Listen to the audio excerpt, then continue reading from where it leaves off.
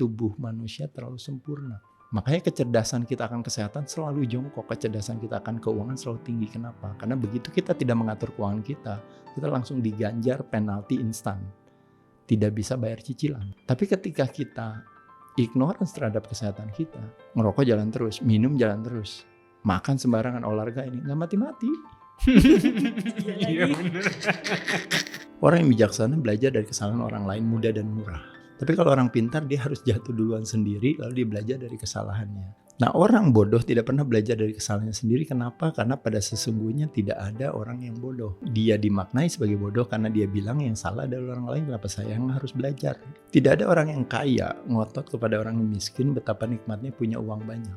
Jadi kalau tidak ada orang yang kaya akan sehat, misalnya saya ngotot kepada orang yang miskin akan sehat, betapa nikmatnya jauh dari sakit gitu. Kenapa jadi saya ngotot harus motivasi mereka? Kita harus punya keikhlasan, setiap orang punya perjalanannya masing-masing. Kenapa kalau cowok ada dorongan untuk pergi ke gym di saat dia kayak lagi patah hati, dan kira-kira itu reason yang sustainable gak sih, Bli? Ego itu katanya definisi daripada everything good is outside. Nah, apa yang dicari keluar? Ego didefinisikan sebagai satu yang disebut namanya posesi. I am what I have.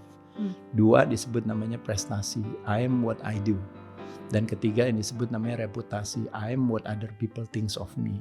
Dunia materialistik, narasi itu dikumandangkan seolah-olah kalau saya nggak punya posesi, kalau saya nggak punya prestasi dan saya nggak punya reputasi, oh kamu adalah siapa? Kamu bukan siapa-siapa. Nah, jadi waktu lahir nggak bawa apa-apa.